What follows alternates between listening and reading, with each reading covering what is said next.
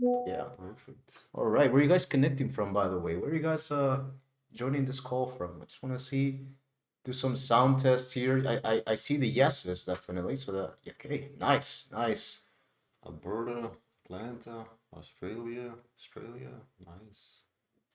All right. Austria, It's a bit late in Austria. California. It's a Yeah. bit late in all of Europe. All right, guys, welcome to this presentation that we have here today. This is going to be a very impactful conversation. It's going to be a very impactful interview. It's definitely, we've prepared some nuggets that you can take from this call and use it to your own KDP business and revolutionize it. Here today, we have an interview with Peter Holmquist, someone who has generated over $4 million on Amazon KDP, has been on the publishing industry for almost 10 years, and will be sharing quite some value. Thank you for being here tonight, Peter. Yeah. Thank you. Thank you. Great to be here. It's great having you. I personally can't begin to put into dimensions how $4 million looks like on Amazon KDP. I am not even it's not even close to halfway there yet, or one fourth of the way, I think maybe. So, what does $4 million look like on Amazon KDP, Peter? Okay, so I started back in late 2015. I published over 1,600 books. Many of them are translations. Spanish, I've done some German, but it's primarily English books other than that. And when you hear that big numbers, 1,600 books, you might think that, oh, so you need a lot of books to make a lot of money. And I would say no, because a lot of those books were made through trial and error. So if we take the number $1 million, then 28 books was able to generate over $1 million. So that proves that you don't necessarily need a lot of books. But of course, if you're able to produce profitable books consistently, then it does make sense to build a system and then scale. Oh, that's amazing. What does Imagine you were starting over from scratch, right? You were to start from scratch completely. What would you be focusing on at the beginning? I would be treating KDP like a serious business from the start because I think that's where many people go wrong is they treat it like a side hustle. They don't see the full potential of book publishing.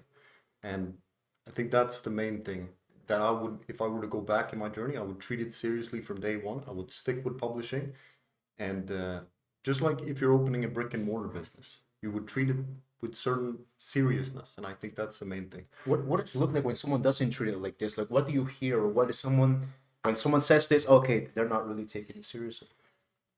I think it's not willing to invest in themselves necessarily or invest in their business. I think those are two things that, and also needing to see a profit too quickly. So I say the first 2 years, I don't care about the profit if I'm starting off. And if I'm teaching someone, that's also what I would say if they have big goals, especially. So I think that's the main thing is because book publishing, it's a little bit like farming. If we want money now, it makes more sense to get a job or to do another business model. But I had a conversation yesterday with someone who's been doing publishing for a long time as well, and it's the long-term aspect when you're publishing the books, even if they're not making money right now, they might start selling after a while. And also, he said that he sold his account for $800,000, and he wished he wouldn't have sold it because those books, when he sold them, they were making 30K a month. And even now, I think it was almost 4 or 5 years after, they're still generating 30K a month. So I think that's the main thing with book publishing with KDP specifically. I get messages from people saying, "Hey, I want to do the cover myself. Hey, what's the best AI so I cannot spend any money? Look at my covers; they look really bad. But they look bad because the other people in my niche also have bad covers, so I think I can get away with this." When I hear stuff like this, many times I start thinking, these people are not taking publishing seriously, and you can't help but feel unease because you would like to say, hey, like, you need to update your mindset a little bit. Has this happened to you? Do you get comments like this? Yes, yes, definitely. And so you see, especially when you look at the books, it's sometimes always from the start. I've said hire a designer unless you are a professional designer Yeah. yourself. But still, people are doing the book covers themselves, and I think that's one thing that is definitely worth investing in. Let's talk about beginner mistakes. So imagine someone is starting out. What are the most common mistakes they are likely to make that usually end their publishing businesses? You know, there are some things that if we do wrong, people just might throw in the towel in the first 6 months to a year. I think one big thing is not doing proper market research. It's very obvious. I know you run an Amazon ads agency, and I think you get sometimes people that have a book and they want you to push them with ads, but they don't see the connection between the book itself and the ad. And it doesn't matter if you have a great idea. What matters is what the market thinks. That's the first thing to understand.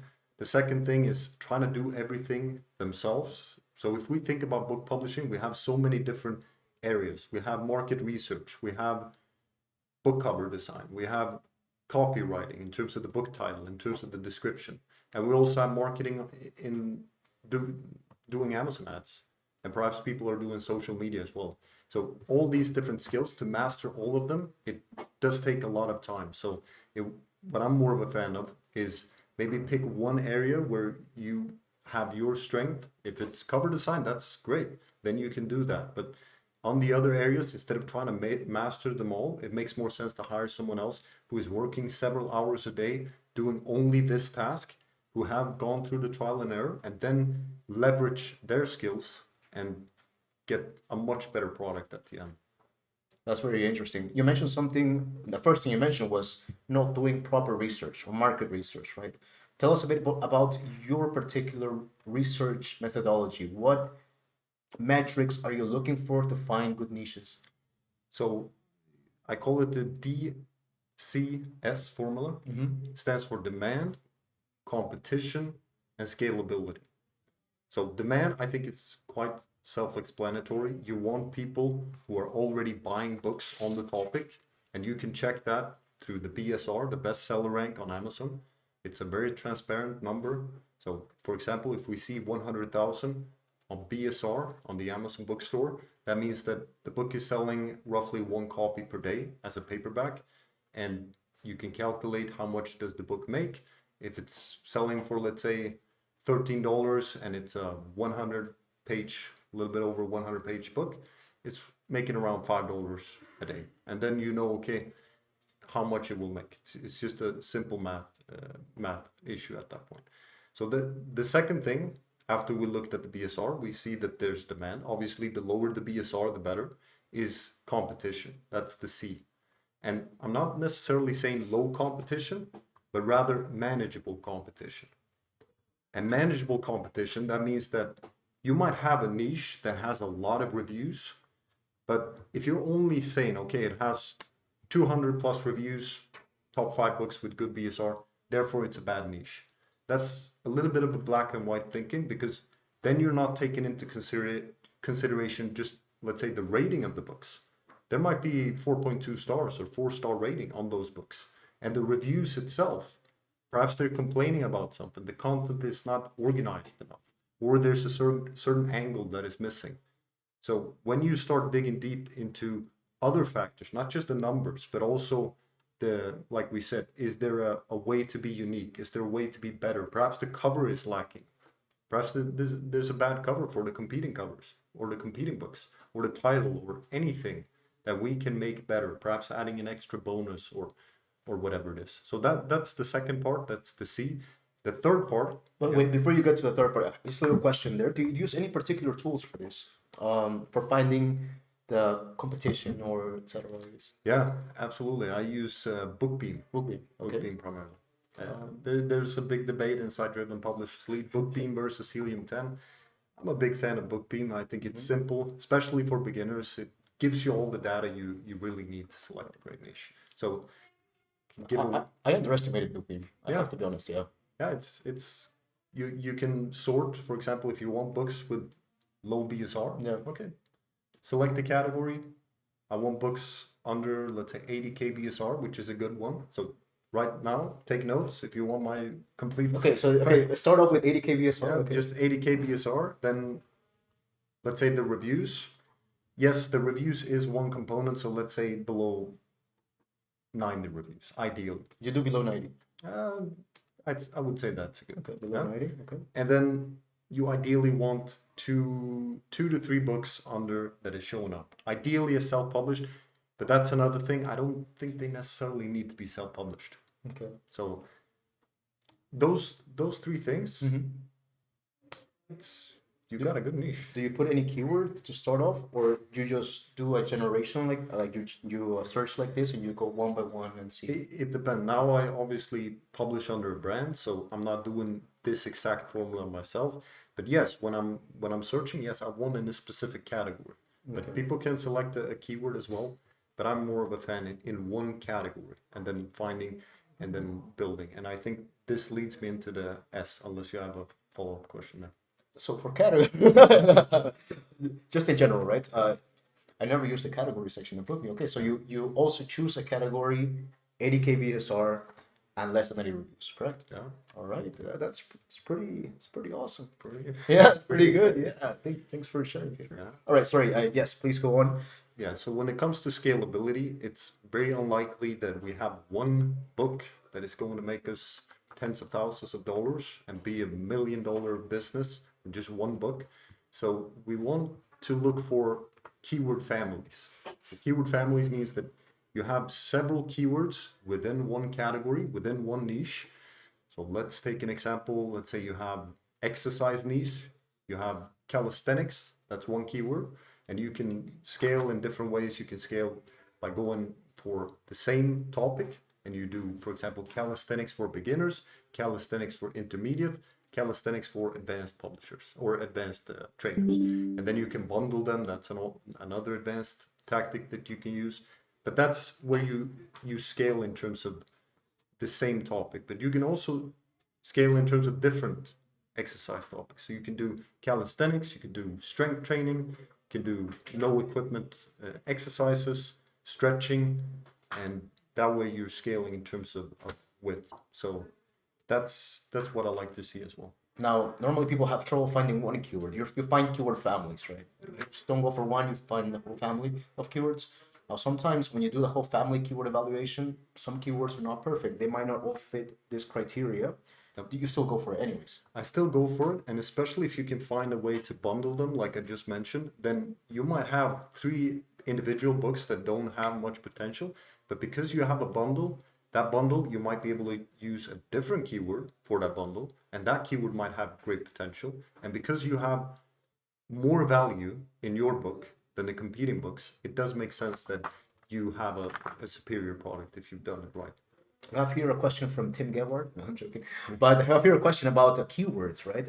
People ask, okay, what's your approach with keywords? I think you kind of touched upon that, but would you add anything else to the exact keyword situation? In terms of keywords, I think that's the main thing because when you have several keywords, you can build a brand. Okay. And also how I think about publishing is I want my efforts to compound. Okay.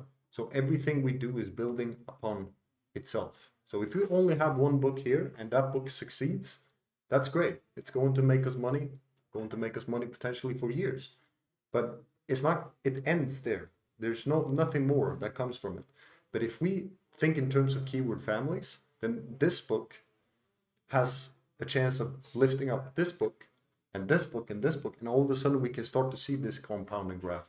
And also if we connect that with email list, potentially social media as well, then all of a sudden we've built an ecosystem that is hard to attack for competitors. So that becomes a defensive strategy, having a brand, having other forms of traffic, and I think that's when you start to build an empire.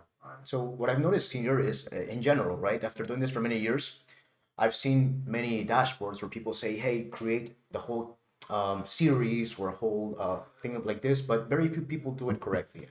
Because of what I do as an Amazon ads guy, I'm able to see people's books and stuff like that, and so I understand this. I think you're one of the few people that have created multiple scalable brands that last through years, 3 years, almost a decade. What does an established brand look like in terms of numbers? Like you have a keyword family of 10 books. How much is that pulling in from you for you? Would you say in numbers so that people can get an expectation of what it looks like to create a series? It all depends on the brands. I've had examples where I've done 10 books and those books have all failed because I selected the wrong angle for the books. So even when you're building a keyword family, it does make sense to publish them one by one and then potentially tweak as you go because you might get feedback from the market with certain improvements that you can make. But even in that specific example, on the 11th book, let's say it was the 11th, I'm not sure, but it could have been the 8th book as well. Yep. But that one book, it took off. And because it took off, and I had this series of books, it also helps to drive traffic to the other books. And you can leverage this by, for example, creating an A plus comparison chart. So you show your other books. That is also something that helps with branding. So not just leading to more sales, but also establishing you as the authority in the niche. And one thing that is also beautiful is the customer also bought. For my main brand, I see all my other books is listed under my product page. So instead of competing books showing up there, they're seeing my other books. And that's also something that becomes this big, once they land on your product page, imagine just seeing your other books. Yeah. That's a huge advantage. So numbers wise, what would you say? As I would say that book or that brand is making thousands of dollars every month. And steadily through the years. It's steady, yeah. Wow, So, that's great. but of course, I have one brand that has made, I think last year, over 500,000 just on KDP, that brand. One brand. One brand. How many books? A A lot of books. Okay. Okay. All right. Wow, that's amazing. Let's talk about reviews, okay? Because people think, okay, wow, 10 books under one series, that's quite a lot of books. You know, I have trouble getting reviews for just one book because now we say, hey, maybe you should get 50 or 100 reviews for one book. How on earth am I supposed to get 100 reviews on 10 books, right? How does Peter go about doing that? So my favorite way of doing it, and the way I discovered this was because back in 2016 when I got started, there wasn't any method like review sites. Yeah. So I figured that building a brand, that's one way to get email to get reviews, and it's through something called an email list where you give away something for free, a complimentary resource, cheat sheet, or something that can help the target audience. Can also be a series of books. So you collect the email address of the reader by offering something for free. You can have this inside the book and the link to the lead page. But another way to speed up this process is to also run outside traffic. So not just from your book, but also, for example, through Facebook ads. And perhaps you have a social media following as well. So you're building the email list that way. But building up the email list is my favorite way because then what you can do is you can send out a free PDF or a Mobi version or a EPUB version. If you're using, for example, BookFunnel or Booksprout, you can have them also help you with the follow-up. But in essence, the idea is you send the book to the readers 1 week in advance, and they will be grateful because they're getting the book before anyone else and they're getting it for free, obviously. And then once the book is live, you send a follow-up email saying that, hey, this book is now live, would very much appreciate a review. And that way, if you have a big enough email list, you can get a lot of reviews quickly upon launch. But I know you, Gerald, you have another method that might be more practical for people just starting out. So Yes. Well, I think your method is the best method, but it does take some time to build up. So I have here a suggestion, but first I want to see if people are still connected with us audio-wise. Can you guys hear us? Are we good with audio, by the way? And what do you guys think about the answers so far? As you can see, I'm trying to make Peter uncomfortable, maybe a little bit, with the questions to try to get some technical data as well. Is this good? Do you want a specific question answered? I think this is the best time to put in your comments here in the chat, and I will try to get those questions as part of the series of questions that we already have prepared for you guys tonight. All right, because what we want to do here in this interview is get as much value to you as possible. And what better way than to do it with someone who's been doing this for nearly 10 years and with such amazing results? All right, so are we getting this? let's see, the audio is dropping out. Tim? It's due to your internet connection. I'm in contact with Renato right now. He's trying to find a solution to make your internet better, but it's still it's okay. There's some lags here and there, but All right. Well, is it good enough for us to right now it continue? seems to be a little Is bit it good more enough for us to stable. continue? Oh, right now you're actually completely frozen. for me. Okay, no. It's okay again, yeah. All Can right. I ask a question? Sure. Actually, for questions, I think I'm in it's the best if UK, we. by the way. Um, Sorry, for questions, I think it's best we take them. You do you can want get to them on the type? chat. If we continue the questions through the call, I think we will not have time to get all the questions done. So if you can leave them here at the chat, that will be the best for us to proceed in this manner. Because if we start activating the Right. microphone I will now, I take all think, of the questions and then we can. yep, yep. So I think that in general, I think we're good with audio now, right? Sometimes dropping out, I think mostly good. What are some common bottlenecks? What is the bottlenecks being in your journey? All right. Okay, so I'll be sure to include this, circling back to the review question, and then going into bottlenecks as well, because this is one of them. This is one of the best, or actually largest bottlenecks that we have is reviews, right? I think that in the long term, the best way to do it is your method, Peter, but in the short term, I think we can start applying multiple platforms. So I know you guys have heard of Puppy before, of Bookplace before. You've heard of Bookplace, Puppy. What's the other one? Book Bounty, right? Book bounties. Book Bounty, yeah, that also. There's another one called Gemsy. There's another one called Reviews. There's a lot of smaller ones also, but you can have one platform for each. Like you can have three platforms at once, for example, and you can start creating. Um, you can start reviewing on each platform with different Amazon profiles. And this way you can start accumulating points. Points that can be equivalent down the line to 30 reviews or 40 reviews per month per platform. So if you have three platforms, that means that you can gather as much as 120 reviews in one single month. And then you can use your own books, redeem all those coins for those books, and you can get for one book up to 120 reviews in a single month. So what I would recommend if you are starting out, well, let's use this platform approach, create your first profile in Puppy, then maybe one in Bookplace, then maybe one in Book Bounty. They're all the same at the end of the day. There are slight differences, but in the end, they all function in the same manner. So don't think too much about which one is the best. Do your reviews in this manner at the beginning, and then start accumulating leads through lead magnets that you may have in your book so you can create this email list down the line. If you're able to create this email list down the line, I think that by year two, you will be able to have a large asset of emails that can get you a lot of reviews. Like Peter, I have a question. When you launch a book, how many reviews can you get, for instance, for one book? It depends. I'm thinking here, should we cut the video? They're asking in the chat just to see if the audio comes through better. Okay. Are you guys able to hear us better now without the video? At the moment there are no lags, so it seems like it's working better. So Okay. let's try it like this. Well, everyone wants it, so let's go with the audio only then. Become a podcast. Okay. All right. Publisher's podcast. Okay. Now, but in terms of getting reviews, it all depends on how many books you publish with your email list and how big it is, of course. But if I were to only publish a book, let's say every other week or every other month, then I would get over 100 plus reviews for sure. That's amazing. Yeah. Wow. That's pretty good. Yes. Yes. That Absolutely. makes the business very scalable.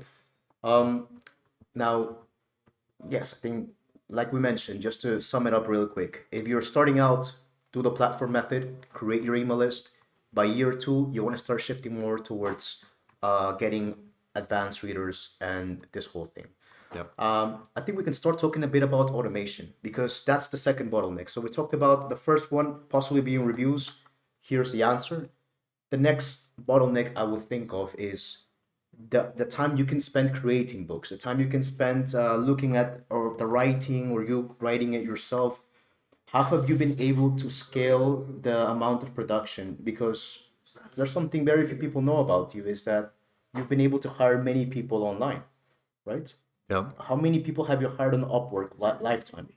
Over 700 freelancers. Now, obviously, I haven't kept those 700 freelancers, but I've hired over 700. Yeah, lifetime, I think I've hired maybe 20 people on Upwork.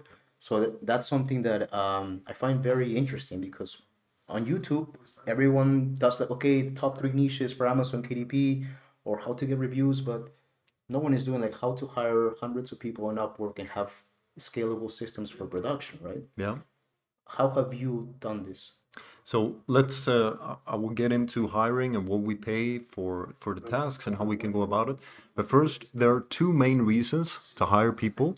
And one of the reasons is that, let's say we have an hourly wage or hourly worth of our time. We're working a job, we're making, let's say, $20 an hour. If we can hire someone for $5 an hour, let's say in other parts of the world, let's say the Philippines, $5 an hour, that's a great wage for them, and they would be willing to do a lot of tasks for that amount. Then if we are doing a task that someone else is willing to do for $5 an hour, then the way I see it is I'm losing $15 an hour if my time is worth $20 an hour. So that's the first reason why we want to hire other people, is to buy back our own time, is to be able to work more on the business and that way produce more. But the other reason is if we have, let's say, a designer that is able to do something better than us. Perhaps that person is working for the same hourly wage that we have, but because that designer can do a better job than we can, and it would also take us much longer to get the same outcome, then it makes sense that we hire someone for that reason too. So those are the two main reasons. Either we want something that's better, or we want someone who can do it at a lower cost.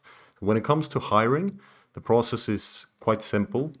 We use a platform called Upwork primarily. When it comes to very specific tasks, I find that Fiverr can be helpful. So for example, if you need to create A+ content, Fiverr can be helpful. I know you, Gerald, you've got success with covers on Fiverr, and that's a lower cost than, for example, going with 99 Design, which is my preferred choice for designers. I don't hire designers on Upwork. I more so go with 99 Design, but Fiverr is also a great option for that. When it comes to other tasks, formatting you can also find on Fiverr, probably the simplest option. But in terms of finding a manager, let's say, or for data entry tasks, or even hiring a writer, I would go to Upwork. And what you do is you define what it is you need, what it is you want, and you can now use AI to help you with that. So just say, write a job post for this task and then revise it depending on the information you get. You post it. If it's a very simple task, I don't do anything in terms of selecting the premium job post. You pay $29 extra for that. But if it's, let's say, for a writer, I always pay the $29 because I want to get as many applicants as possible. The more applicants you get, the higher the likelihood of getting one that is a great freelancer applying. So that's the first key we must realize is it's a numbers game. You want to get as many people in your funnel as possible.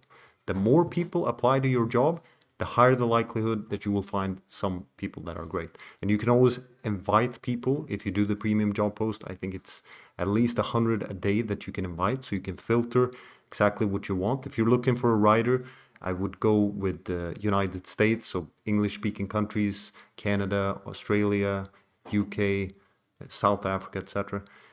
But when it comes to other tasks that are more simple, yes, you can hire from the Philippines, etc. You can set the hourly wage. You can filter that way as well when you invite people.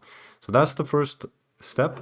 Then once we have received the applicants, what we do is we filter. We start to go through them one by one.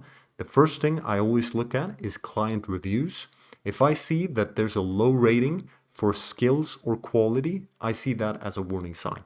Because as a client, I know that I very much would like to give a positive review. And if I give a 5-star for everything, for delivery, for communication, etc., but I give a 4-star for quality or skills, that's usually a warning flag. It's something in the delivery that I wasn't happy with.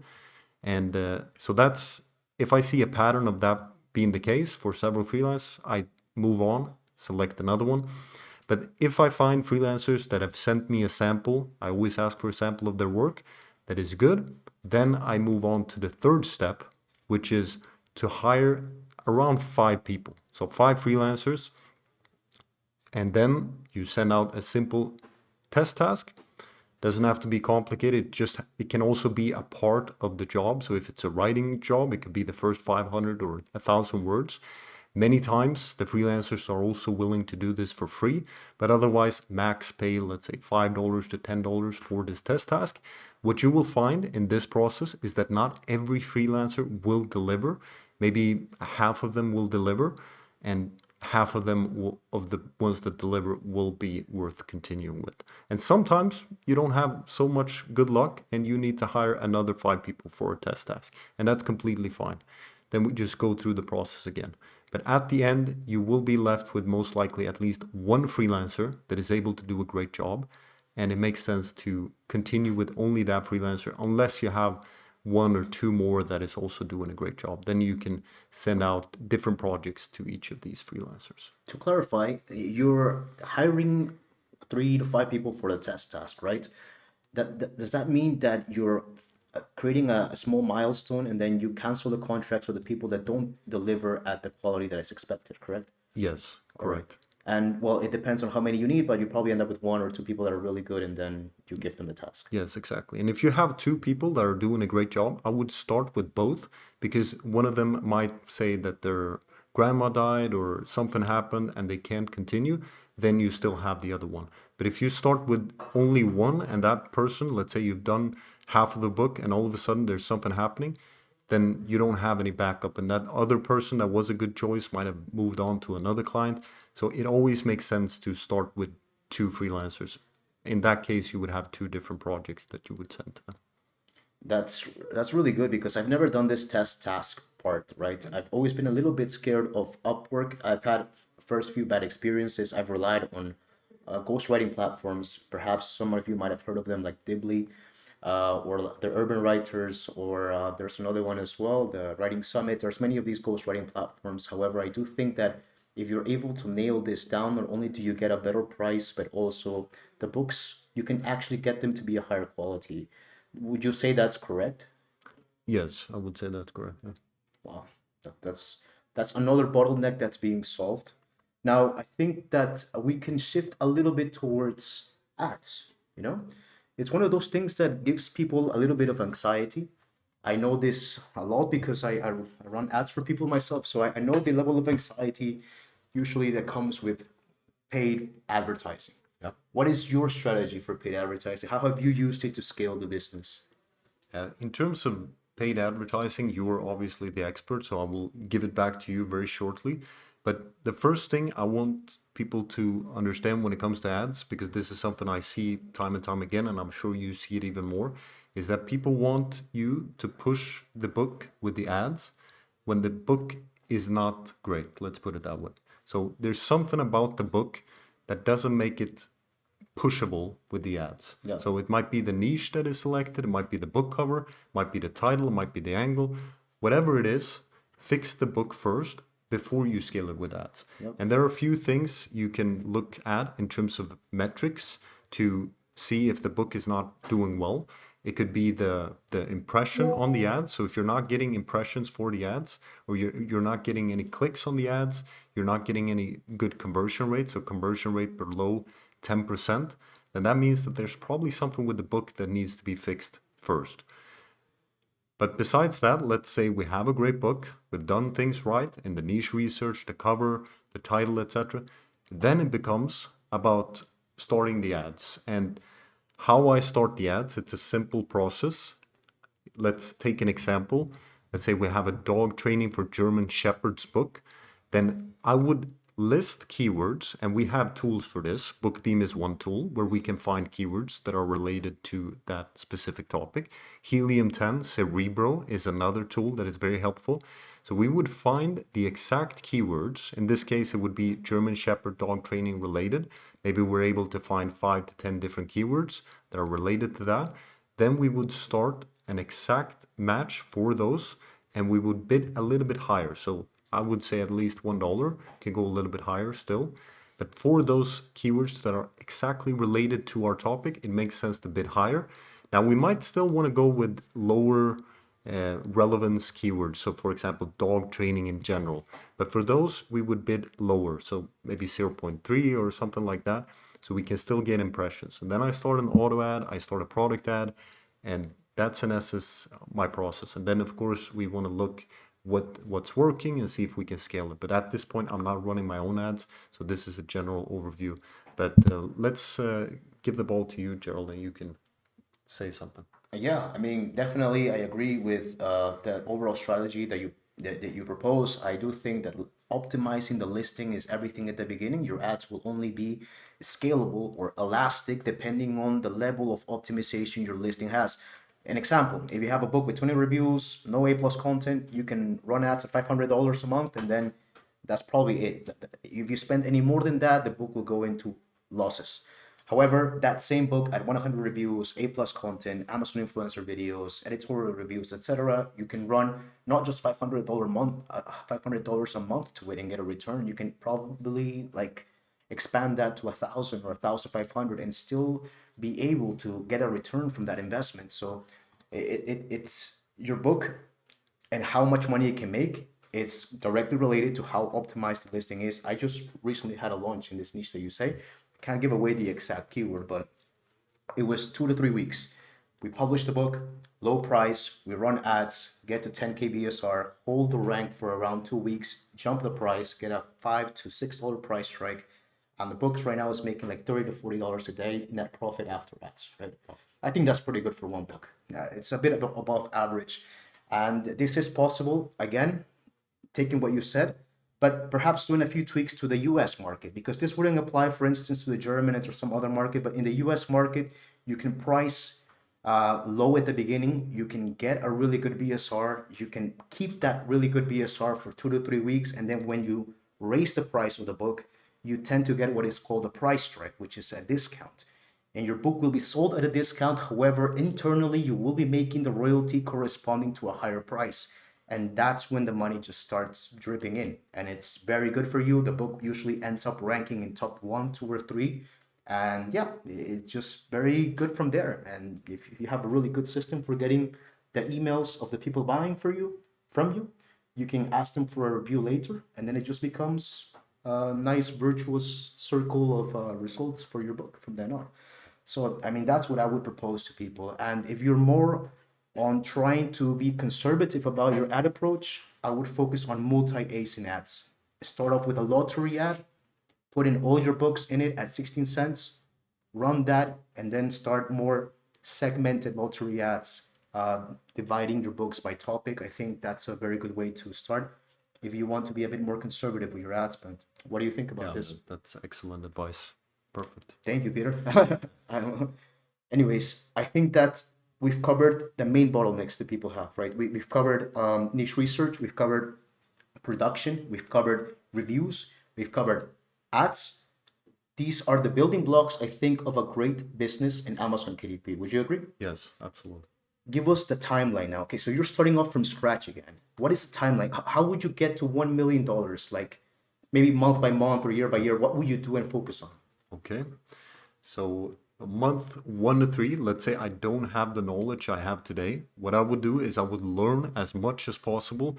I remember in my journey, I was consuming every single YouTube video about non-fiction, high content publishing. And I subscribed to every YouTube channel, just listening 2x speed, just consuming a lot of information, attending webinars like this. It's an excellent way to gather knowledge, and I would advise to take notes and also think about strategies. Perhaps you're taking a walk and you're, oh, that book ideas could work, and let's go home. For example, I had one niche or one book back in 2018. I asked one person that I know, do you know of any trending topics? And he mentioned one topic, and I went home on the computer and I searched on Amazon. I think there were about 2 to 3 books published.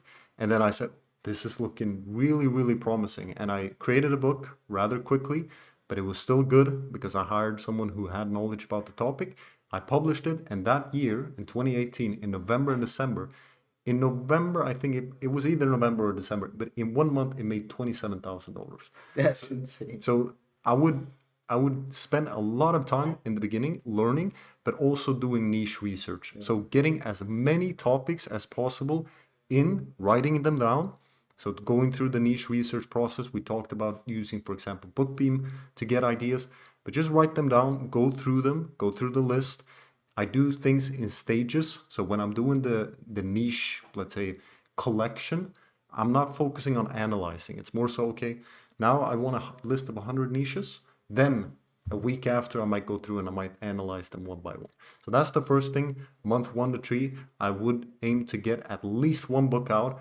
personally, I would probably get a few books out just because I want the data. After that, month 4 to 6, I would start to look at the results from the books. What is working? What is not working? Why is it not working? Or why is something working? And then I would start to see, okay, it's the niche here. For example, in my own journey, I had my first book, believe it or not, I think it made $500 the first month. The second book made $200. But then the books after that, I think they were barely making $20 a month. And the reason was that the first two books, I focused heavily on doing niche research. But for the other books, I just selected a niche and I thought I had golden pants on, that everything I touched turned to gold. And that wasn't the case. And I also made a few covers myself. So that was probably a big reason as well. But that's what I would focus on month 4 to 6. It's scaling what works. I would also start building the team out. I would start to think about building a system. Ideally, at this point, I want to have crossed $1,000 a month. In my own journey, it took 6 months to reach $5,000 a month. So I would have that as a personal benchmark, but I think $1,000 a month is a good milestone. Month 7 to 12, here it would also be about analyzing what I'm doing. I would have the system running and I would see, okay, what can I do better? Always asking that question, where can I improve? Where can I improve? And sometimes it's hard to see it yourself, but if you can get outside eyes to look at your books, that can be a huge cheat code to move much faster, because it's very hard. Perhaps the you listening to this, perhaps you're an expert in something, and if you've ever tried to teach something to someone, you know that they are asking questions that is obvious for you, and it's almost like you're thinking, why, how can you not see this? But it's not obvious when we're starting something. And that's the thing, if we can just get those insights as much as possible, as quickly as possible, I think that's a complete cheat code, because then we're able to move so much faster and we're able to avoid these mistakes or these dead ends, let's say. So that's what I would focus on here. And I would also see, let's say I maxed out a niche. Let's say because in the beginning, the month 0 to 3, the priority is to get a book out, get it published, not necessarily finding the perfect keyword families, etc. If you can do that, that's a great thing.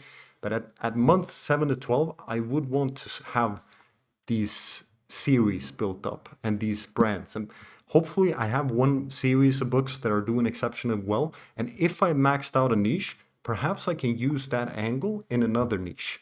Perhaps there's a book format that I'm using and I can apply that to another niche. So it's all about finding what is working for myself, but also through looking at other books and seeing what worked and then doing that. So model what's working, model what is getting results. That would be my motto in month 7 to 12.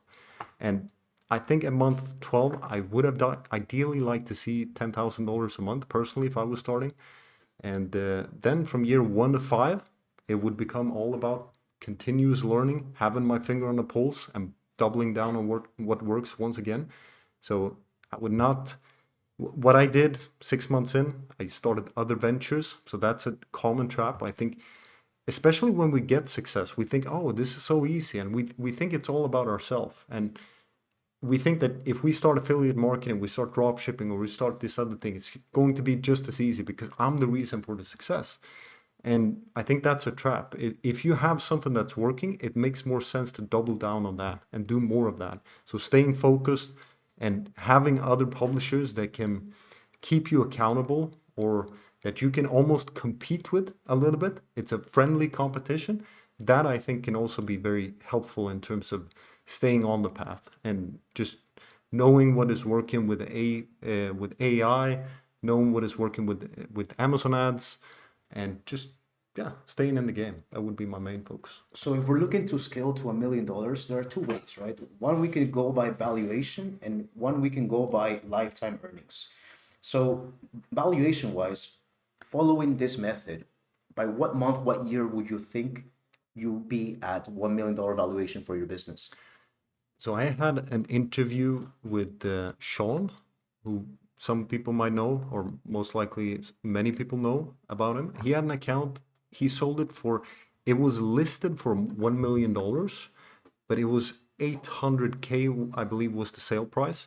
He said he was making around 30K, 40K a month. So if we have a business that is making 30 to 40K, I'm not sure exactly what the profit was, but that would then lead to that valuation. So I think 30K, it took me about 3 years. Yep. I think maybe a little bit less than 3 years. So I would personally aim for 3 years for a $1 million valuation for the business. Of course, it all depends on how much dedication you put into it. If you have many different side quests, it will be very hard. So that's why I'm saying treat it like a serious business, and it will treat you well in return. That's the main thing. The more love you give to your KDP business, the more love it will give you back, and the more you stay focused, and the more you treat it like a game, like a challenge. So that's one thing that I talk about a lot is it's a linear process, so it's easy that we get bored. Even going back 2 years before I started Driven Publishers, I was I was coasting, I was doing fine, but I know that I wasn't challenging myself, and I started thinking about doing other things. So it makes sense to get around other publishers. I think that's the main thing. If we look at lifetime earnings, Yep. like for 1 million, what would that Yep. look like? Oh, now we have to do some math. If we make 30K a month for 3 years, that would be around $1 million. Yep. So 30K, I would say it's doable within 5 years. 5 years. Yeah. All right. I mean, that's pretty good. That's pretty good. You can exit a business at around 3 years for 1 million, or you can get the 1 million lifetime royalties in five and then exit for another additional million. And then it would actually be a multi-million. For full transparency, this is only my own goals. I Yeah. think it's my own journey. Everyone has their own journey, so I can't say what is possible for someone else, but this would be my own goals. And that's a good mindset to share, though. However, if I had heard this mindset, my own business would have been much different. I was raised in a KDP environment in which I was told that 10K would be like the top, right? Yeah, yeah. So then I did go and do all the weird businesses you can possibly think of. Not any bad businesses, right? But just distracted a lot, and just to go back home at the end of the day and say, hey, actually, KDP was actually probably the best bet for me. Nothing gives you such a interesting and replicatable return once you master the skill set, which I believe is one of the most important things. However, there are roadblocks. There are things that stopped me at one point, and I'm sure that there are some people watching. How many people are we connected today? We have 58. 58 people. By the way, guys, can you hear us now? Well, is everything now good, I think? Yeah, no side quest, definitely no side quest. Yes, yes. Great. Yeah, you gotta focus on the main quest, right? You gotta focus on the main quest. Well, yes, there are 58 people watching. Maybe a lot more people will watch the replay. However, despite having the plan, despite knowing the solutions, we'll still not be able to get to this $1 million objective. Why do you think that is? I think one main reason is the ego, and perhaps this is overset, but if the way I see it is I did the Muay Thai and I did boxing. I tried boxing when I was 14 years old and 15 years old. And when I started boxing the first time, I had my friends, they always said, "Oh, Peter, you got fast hands. You're really good at this and whatnot." And I came to boxing class thinking, "Oh, yeah, I'm really good." But then when I came there, I got the trainer came over to me and he said, "Hey, your stance is completely wrong. Slow down. You don't know what you're doing." And he really humbled me in a way. And I remember I never went back to that class. So I couldn't take it. Yeah. I was too immature. But then when I started Muay Thai, it was the same experience, but this time I was a little bit older, a little bit wiser. So I got into the ring. It was just play sparring with my trainer, and he's a professional fighter. He's fought professionally in Thailand. He's really, really good. And I was feeling like a mouse in a tiger's cage. He was playing with me, he was throwing me around. And I think when we go through an experience like that, we have two choices. Either we say, okay, I want to, because as men, especially, I think we all believe that we can fight. Yeah. So I think a great example. I've seen in this. those memes on internet. When I see red, you don't want to be near Yeah, me. You if know? I get angry, Yeah. Yeah, so that's a perfect example because at that moment, I think many people will do like I did in the first example. They will never come back to the gym. Their ego can't handle it. Or they will say, okay, I have something to learn. Yeah. There's something I can improve on. And when you have that mindset, it's the sky is the limit. Yeah. Because now instead of saying, oh, yeah, he was lucky, or whatever it was, or I was unlucky. Yep. Instead of saying that, you say, teach me. Okay, what can I learn from this? And when you approach that, if you publish a book and it doesn't do well, if you think, okay, publishing obviously works. We have these examples, so it does work. It's not that I'm a bad publisher. It's not that I'm a bad person or anything. It's just something that I don't know yet. Yep. And what if we make it our challenge to discover, okay, what is the reason why the book didn't sell? And I know for myself, and I know for your, if you have a book that doesn't sell for whatever reason, or you look at a book that doesn't sell, if we sit with the book long enough as advanced publisher, we will be able to get an answer. Why did that book not sell? Yeah. Perhaps it was the niche, perhaps it was overcrowded, perhaps we didn't select a good cover, the angle, whatever. But we will find an answer. And I think that's the cheat code to life in general. It's just, okay, who can teach me what I don't know, and how can I pay off the ignorance debt as fast as possible and just see things from a higher perspective. So I was thinking about this, but I also see cases, Peter, and when people start making 1K a month, 2K a month, 3, 4, 5K a month in Amazon KDP, and suddenly they become like untouchable. Like they think they can't learn anything else. They know they've mastered the whole thing. And I have many cases like this. I even have people that I've mentored like this, that once they reach a certain level, they stop listening to me. They start doing their own thing. And I don't see them for many years, and maybe they come back later with less earnings than before, or maybe not in the same position. What do you think about these people that start getting a result but then become unwilling to learn more or keep investing more into their business? I think that was me as well. Like I said, I was coasting, I was doing well, but now every call inside DP, for example, I'm learning. I'm learning from you in terms of Amazon ad, and because there are so many different topics on in terms of book publishing, we can always improve. So I think there is no end point where we say, okay, I know it all. I can now just coast, because with this environment where things are changing so fast, just one piece of information can be so valuable. And I know for a fact that in that event that we met in 2019, an event in Lake Tahoe, a publishing mastermind. From that event, I learned one thing that was extremely helpful. And there are these pieces of information that can completely change the trajectory. It might seem insignificant in the moment, just like meeting you. It was not a big deal. We actually didn't talk For anything 5 years. for 5 years, but now we're sitting here. Yeah. So that one event, that one thing that we went to, Yeah. it changed the trajectory, Yeah. because now we're working together and we're helping each other and we're growing together, etc. So That's insane. I wanted to go back to what you mentioned in month 5 to 12 of the plan, right? Of the plan to $1 million.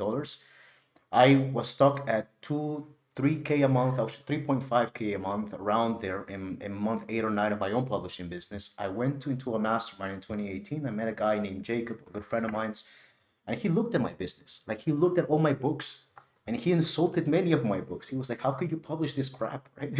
And I obviously, I was like, at that point, I was very coachable. I was like, "Yes, yes, insult me more. I want to know everything. Don't hold back." And he commended me for a few of the things that I did get right. But immediately I knew what I had to do right. I went back home, I applied things, and by December, which was just 3 months after that, I was able to go from 3K a month to over 13.5K, what's that, 13K a month, and then taper off at 10K a month after that, right? And that was something that changed my life. That was something that I would have never expected to grow in just a 3 month period, but that is what happens when someone just tells you. And as you said, when someone has trained their eyes to see things, to see patterns, see a potential, you can't replicate that so easily. You need to be with those people to get this kind of information. What do you think about this? I think that's very true, very true. Can't say it better myself. Now, there's something that I've also noticed with this, right? This experience working with people that are of a different level is something that can dramatically change your life, dramatically change your destiny. I know it sounds a bit too woo-woo, perhaps. I know it's okay. I gotta share this from my own personal view, right? Right now, you're in Peru. My wedding was just a week ago. You were part of the wedding. Yeah. Yeah, you were there, and I appreciate you for coming. Thank you, Peter. Of course. Thank you. It's something that, it's weird. You make friends. You make friends. You make business partners. You start collaborating on things. Guys, I gotta tell you a secret. I've been on the low key also learning so much from Peter. Like his 10 years of experience, millions of dollars of investment into his own knowledge, and maybe millions of dollars of failures as well, because we all fail in a few things. Will you say that you've lost money in learning what you know today? Absolutely. I probably wasted hundreds of thousands of dollars just in direct wasted, but obviously, maybe the biggest waste is the opportunity cost. Yeah. And that is probably millions of dollars because there's things that I don't know that I know now that if I were to do my journey again, and I think you can relate as well, if we as 2025 publishers go back into 2018, Oh man. it would be, imagine the Yeah. magic we can make in the marketplace. Oh gosh, I dream of those scenarios, you Yes, know. yes. But right now, funnily, when it's 2030, we're gonna want to wish we were back in Exactly. 2025. Exactly. So now it's still a great time, and this is what I want to go back to, guys. These kind of experiences are something that can change your life completely, and that's why we've created something for you all, something I think very special that I want to present. But before that, I want to know, have you guys gotten value from this? Has this interview been somewhat revealing? Have you been able to learn a few things from this interview? I've done my best, and I think also, Peter, you've shared a few things I think you haven't shared before publicly, and I want to thank you for that as well. But I want to hear you guys. What do you guys think about this interview so far? Yeah, newly married, thank you. I was married, civil, like civil marriage is the religious one, right? Yeah. My Inspiring. dad told me like, yeah, your life is over, Gerald. He literally said it. It's okay. I mean, Excellent so that's all right. far. Great, Or inspiring. so, guys, we have something for you guys. As we mentioned, we are not going to be selling any courses or things like that. I think what we're going to be doing, it has a lot more value. I was thinking alongside Peter, how can we accelerate the evolution of the community? I think this idea started off with Peter creating DPE, which is a mastermind of its own, where you can connect with other advanced publishers or other beginner publishers that are taking it seriously and begin to evolve this way. But I do think that there is a level, or there is a certain ladder of evolution for a publisher. I call it the path of the publisher. When you're first starting out, you are very scared to get your feet wet with publishing. Perhaps you watch those hour-long YouTube videos on publishing, or perhaps you buy a $47 course on publishing. You just want to learn, get a taste of it, and that's it. And that's where most people end up, and um, they don't move forward from that. But that's okay. But then a few people decide to go to the next level, which is be part of a group, be part of a mastermind, a Facebook community, a school community, or a whole advanced community like the ones that we have in German publishers. And I think that's also very valuable because that's where I started getting results. That's where I started getting my first taste of financial freedom. But what really began to change my life started from that event forward. That first event where I met Jacob, then later on when I met you, and now we're doing events together. I think it is an events where people can start to aim for that $10,000 a month mark, no matter where they are at. They can be complete beginners, they can be intermediate publishers, they can be advanced publishers, and an event will be their gateway to their next level. What do you think about this, Peter? Absolutely. I think that's one thing I've always said and always experienced is that in a live event, when you're meeting publishers face to face, it's like they open up and they're willing to share things that they aren't willing to share, even on a one-on-one Zoom call. I've heard things from you, I've heard things from other publishers that I'm taken back and I'm, wow, that's Hope it wasn't bad things. no, no. I send to my manager all the time. I send an email and secret I go to the bathroom. Like, you gotta implement this as fast as possible. Nice. Now it's life changing and also it's inspiring because when you're around other people who are doing what you're doing as publishers, we are a little bit alone. At least I've never met anyone in person that is doing the same thing that I'm doing in my immediate area where I'm operating. So getting around other publishers, it's something that we heard in the Barcelona event, people said at the end that it's feels like a family. Yeah.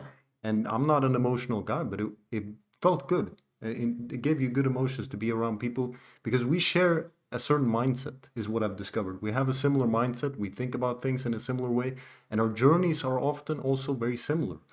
And we often also share the same interests, strangely enough. Yeah. Like, just as an example, and you asked me the question, hey, Peter, like you asked me in a positive tone, so I was almost expecting you to say yes, for me to say yes. Yeah. Hey, Peter, what do you think about concerts? Like, Yeah. and I said, I don't like them at all. I never been to a concert, never want to go to a concert. And that's just one example. I also, it was funny because I knew he would say this. For some reason, deep in my heart, I knew that it would be impossible for you to like going to concerts. And I was like, bro, I am 100% the same way. The only time I've ever went was because I stumbled upon it and I couldn't leave because there was no way around the block of people blocking my way, right? But yeah. And that's just one example. Yeah, there's many other things. Now, as you guys know, Driven Publishers Mastermind is a brand that we've started here with Peter, and we've already had our first version of the Driven Publishers Mastermind that happened in Barcelona. This was a life-changing event for the people. I'm not making this up. You guys will see it now. I think Tim will play here a video in a very few short moments, but this is already happening, and it's a movement. It is not just a random event sprinkled in time. It is a movement. It's going to become bigger and bigger, and it's going to be a movement in which the top publishing knowledge that exists will be shared in these kind of spaces. Tim, if you could please share a trailer of what Barcelona looked like, I think that would be really awesome.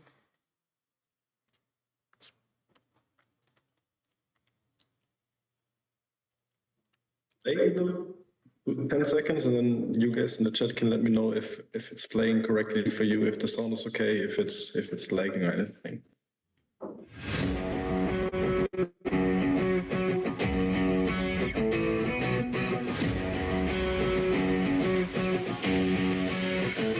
This has been a great shot because I met people from all over the world and sharing the experiences, finding out the ways in which we operate, because it's not that we compete against each other, we are working in a similar market and we can share our experiences.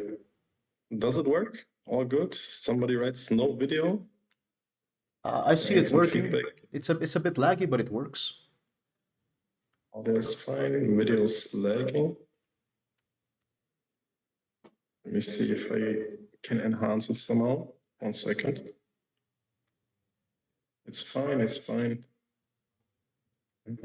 Yeah, I have optimized for video sharing is on, share sound is also on. Okay, I will continue playing. We'll jump back. Experiences, I met people from all over the world and sharing the experiences, finding out the ways in which we operate, because it's not that we compete against each other, we are working in a similar market and we can share our experiences is invaluable.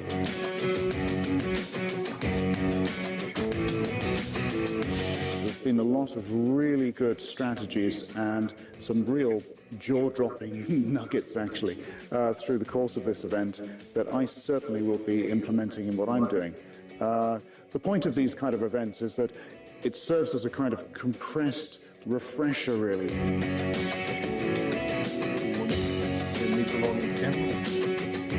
Well, I recommend come to these events because you will know too many things about how to improve your publications, books, and also know strategies that help to. For me, it was very good in the sense of the covers, the ads, and also about how find niches. I really recommend it.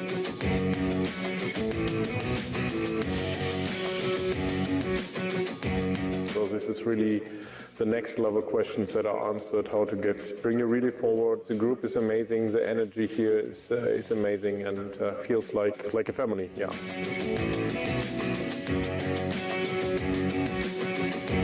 I learned a lot. My worry was that as an experienced publisher, I'm looking for only advanced stuff. But the advanced strategies that I learned in this 2-day workshop, I think they will take my business to the next level.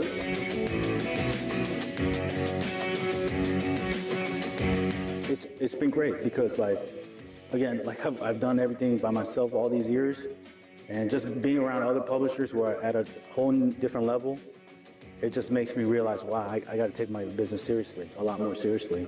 And there's so much room to grow.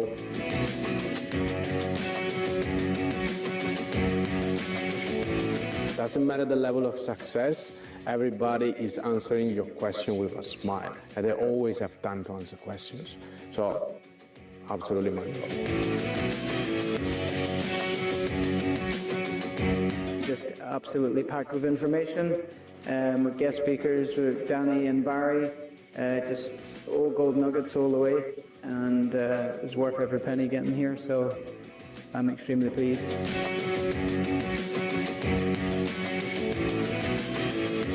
A lot of good info, to be honest, but also a lot of good people that you can learn from one-on-one, just exchanging ideas and learning different strategies.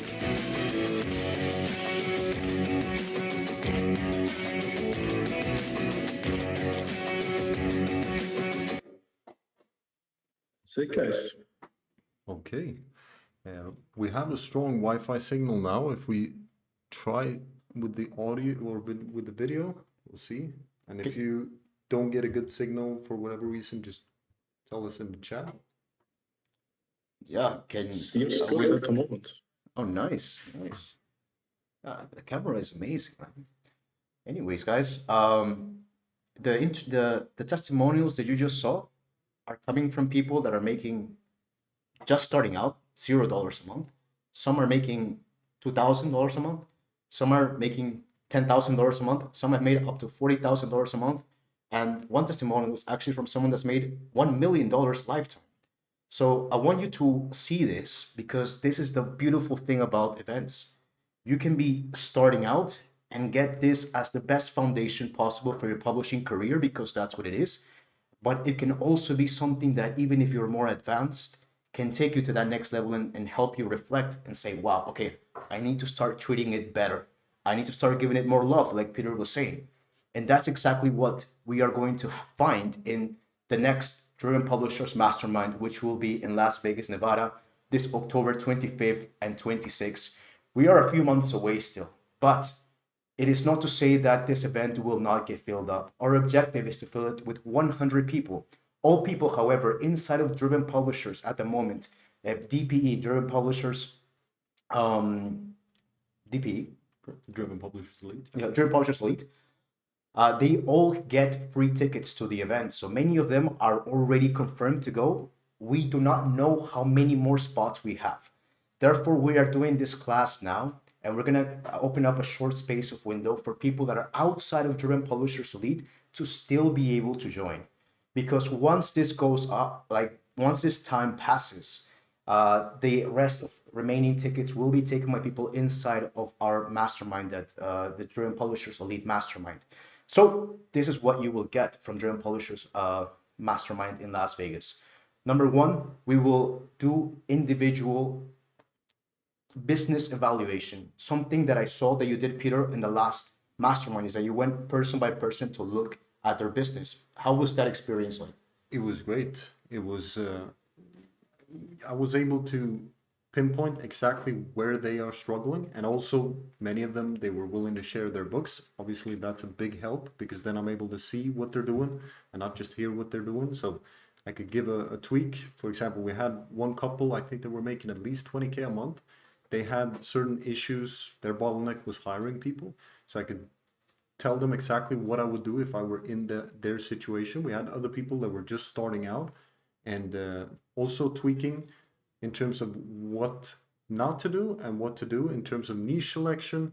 Obviously, in terms of Amazon ads, we got Gerald there. So I think any question that you might have, that you might be stuck on, I think you can get solved in an event like that. Something that's truly mind-blowing that we're going to have at this event is we're going to have a representative, Shivali from Helium 10, telling us exactly how to use their option for finding niches inside of the platform.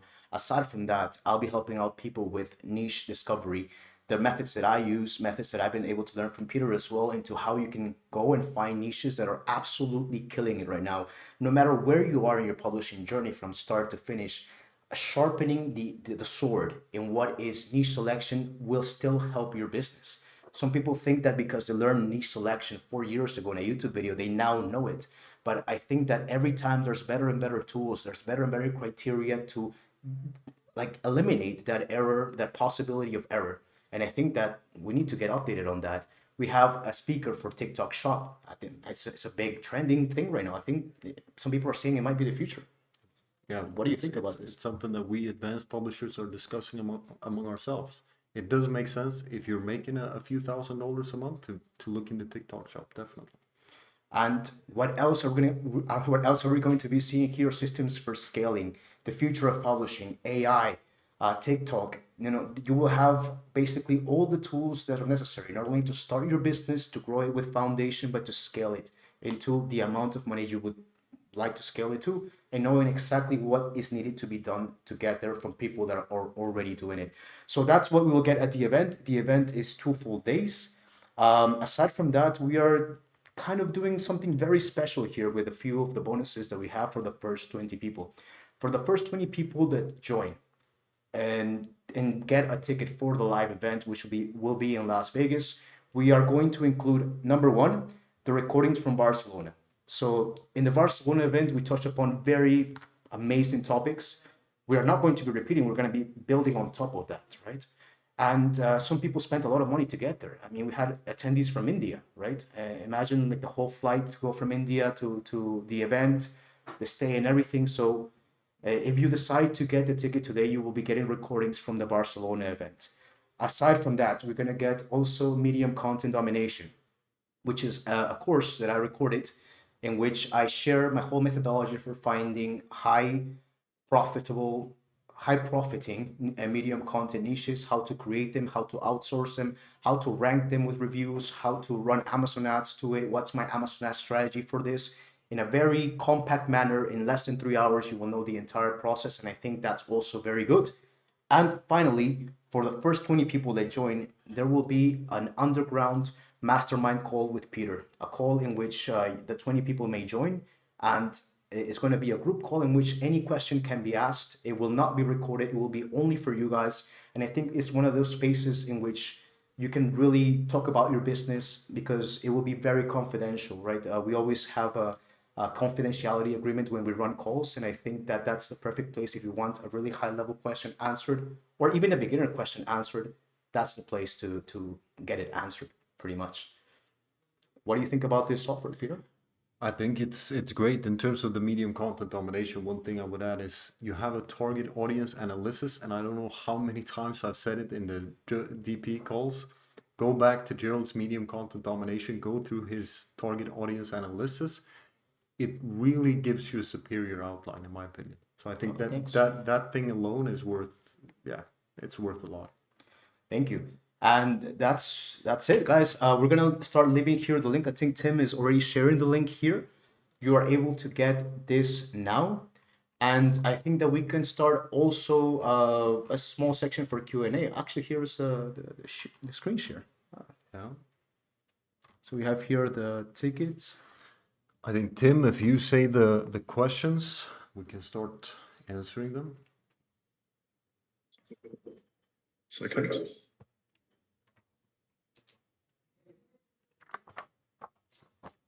So let's start with the questions about the event first, let's say.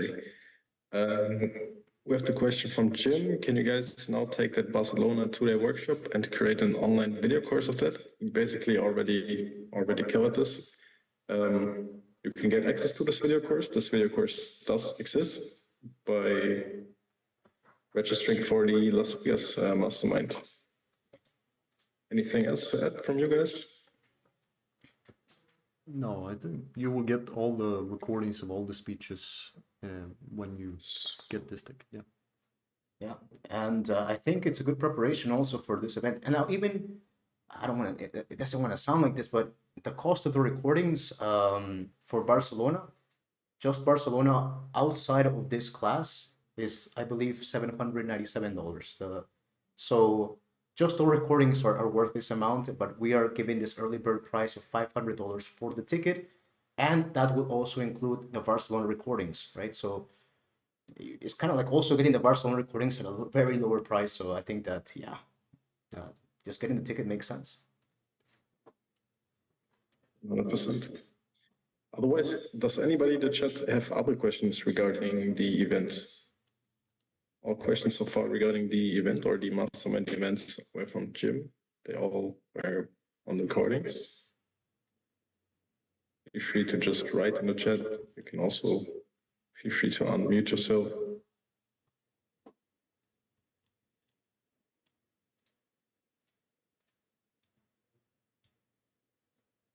Hotel or Airbnb, confusing. Yeah, we have a little section down here on the landing page. So the event takes place at a hotel. So you have the option to also sleep at this hotel, live at this hotel. Otherwise, you have the option.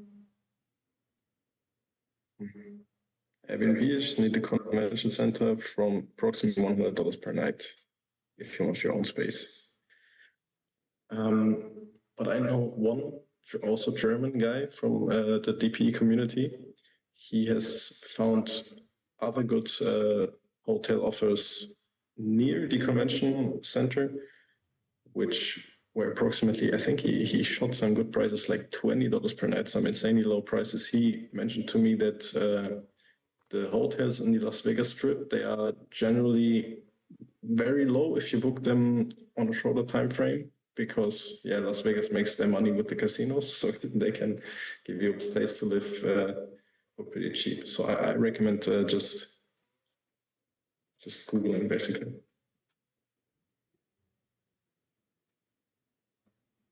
Also, I think, Any other guys, a lot of questions? people are going to be getting tickets in the next few days. So I think we can do something to set up maybe an Airbnb between many people at once.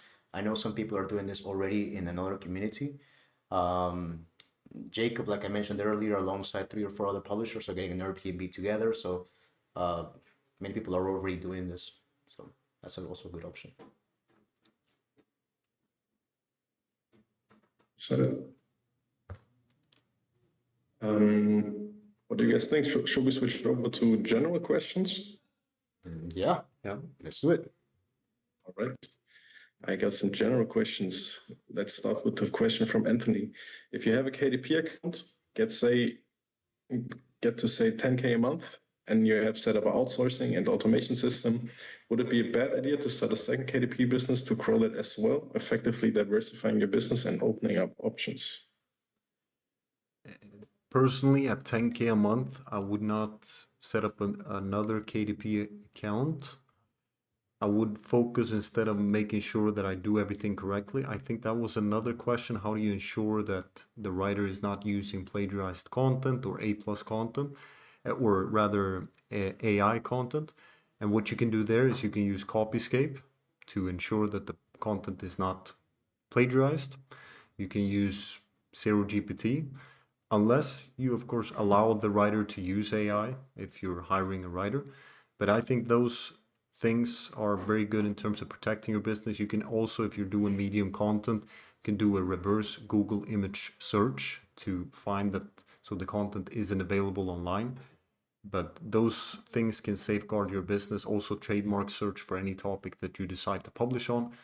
And I think if you do everything correctly in terms of not misleading the customer, also not giving a bad customer experience, and doing things in a solid way, then I wouldn't worry too much about that, because we've had examples where people have lost their accounts, but there are ways to get it back. And if you haven't done anything wrong, you will most likely get it back. So I would stick to one account at least up until 30K a month. I wouldn't think about opening a second account or anything like that. There are publishers that have a separate business, a different LLC, and they started different account under that.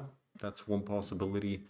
And so there are ways forward once you get to that point. But yeah. Also, those are just the type of questions that they're very hard to get maybe on YouTube or online, because not many people can say this, right? To have multiple accounts, etc. So it's a kind of type of question that you would see maybe perhaps in a mastermind like this. So there are ways of safeguarding your business. That's the thing. I think people do not take KDP as seriously because they believe it's risky, because what if the account gets closed down? But instead of doing that, I would solve for, okay, how can we safeguard the business in a different way? And there are ways through diversification, etc. So where there's a will, there's a way. And I think I'm a prime example there. I wouldn't be doing KDP up until this level if I didn't believe it is a legit and safe business.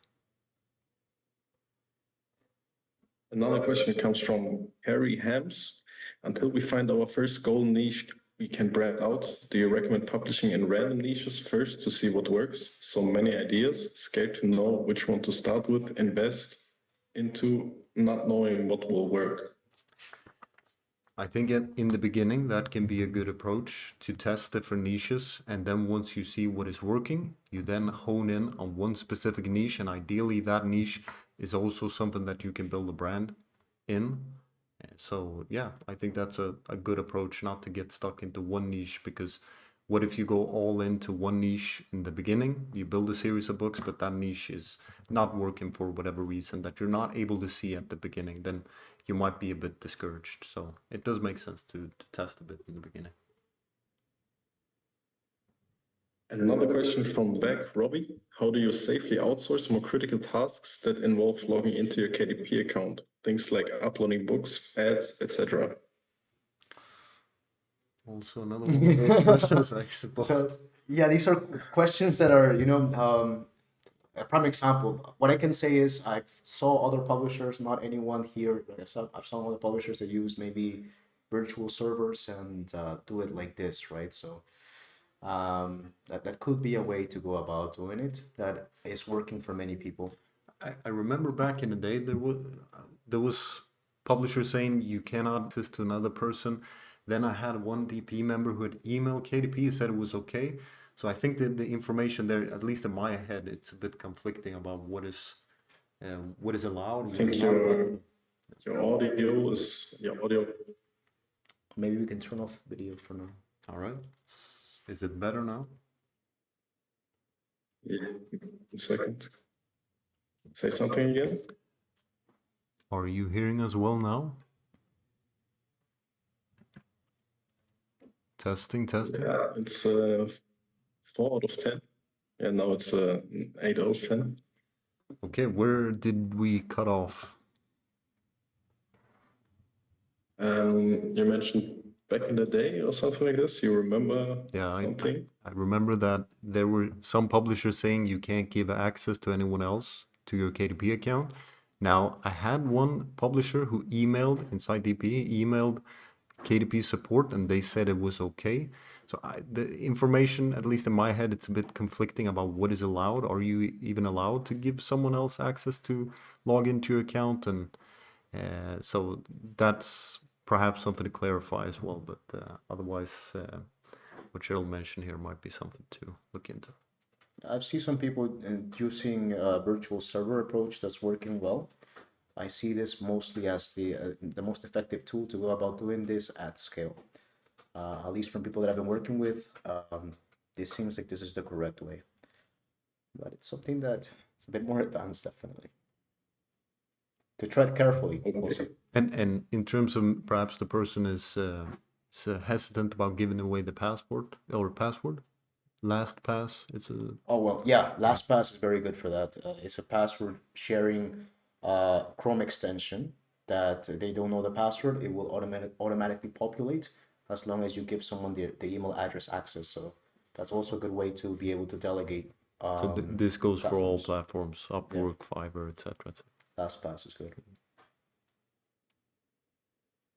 Next question. We have another question from Jerry Kwan. How can I divide my KDP account into a few different niches? For example, fiction niche and non-fiction niche. In terms of your KDP account, you can publish in many different niches. Some people, especially in the beginning, they ask, can I publish many different books, many different author pen names under the same KDP account? That's absolutely no problem. So yeah, I would go about it. Do you have anything to add? I think that's the correct way. But in reality, looking at it through at least the lens of what we've been talking here, I would limit the amount of new pen names that I create, also because of Amazon ads and video ads in particular. You don't want to have too many pen names because then it gets very complicated to run video ads. Yes, and fiction and non-fiction, it's completely different beasts. I've tried fiction, didn't see success with it. It's a bit of a different approach, Most fiction publishers, they use Facebook ads. They also use TikTok. So it's a different approach, and also they make their money on Kindle Unlimited. So it would require learning two different skill sets. I personally would recommend it. I've done fiction publishing, and if when your mind is too wired for nonfiction, then it becomes hard to do fiction, and vice versa. And fiction is also a very long-term play as well, especially today. Now that you have to add in more things to the equation, such as TikTok, because now Amazon ads were always very expensive for fiction. Now even more so, and now it's all basically TikTok reliant. So I would have a little bit of, I would tread carefully also there. BJ is also one of our attendees. He's done fiction as well, and he would say the same thing, right? Yeah. It's a very different beast altogether. Yeah, definitely. And we have an interview with Bobby coming up on the YouTube channel. He's a big fiction coach, and he says the same thing. He doesn't necessarily recommend outsourcing for fiction. It's really good if you have a passion about fiction, then you have a big strength. But outsourcing for fiction, he says it was easier in the past, but now you really need to have an interest and be able to judge what is a good concept, what is a good writing, etc. You can also read the books as well, and many times the books have very racy topics. Yep. Yeah, very unique topics. Next question. Set. Next question. We have another question from Anthony D. Say that we are starting from zero, like you say in the title of the call, and don't have a budget beyond, say, $200 for 3 months on Amazon KDP. He added to that, I want to clarify, $200 for 3 months, so not per month, but for 3 months. Where can we find good resources for learning how to do covers, cover designs, copywriting, editing, formatting, etc.? Okay, good resources for learning cover design. Learning cover design, if you don't want to invest in something, I would say Barry. We got some comments in the chat. People really like Barry. I think in terms of cover designs, he's got great videos on that. Other than that, there are Fiverr gigs that are not that expensive. I think you said maybe $10, and the covers are looking really good. So I would consider investing in the cover, especially on Fiverr, if my budget is limited. Type in on Google German creative or Laudia, and you will get two very good cover designers for $5-10 a cover. You can get 2 or 3 covers done for the same book and then choose the best one, or just pay one time and get your cover for $5. I think that's very good. Yeah. Copywriting, I worked with Jim Edwards. I think he explains copywriting very simply. So he also has a book on copywriting. And the main thing I got from Jim is tap into the reasons people buy. The reasons people buy is not the functions of the product, it's the benefits. So what do people want to do? They want to save time, they want to save effort, they want to make money, or they want to escape some sort of pain. Even with fiction, they want to escape boredom. So figuring out what makes people buy, and I think you have a book as well, Breakthrough Advertising. That's another one. By Eugene Schwartz. It's a very good book I would look into, but also you can use Claude or ChatGPT and say, hey, from now on, you are Todd Brown, you are Eugene Schwartz, you are there's this Albuquerque guy that's also a legend copywriter, and you are this person. I want to write this Amazon book description. Tell me what process I should follow to create the best high conversion book description, and there you have it. Yeah, you have a coach, an AI You have a coach. copywriting high level coach in a few seconds. In terms of editing, I would read the book On Writing Well by William Sisner. The main thing he says is writing is clear thinking on paper.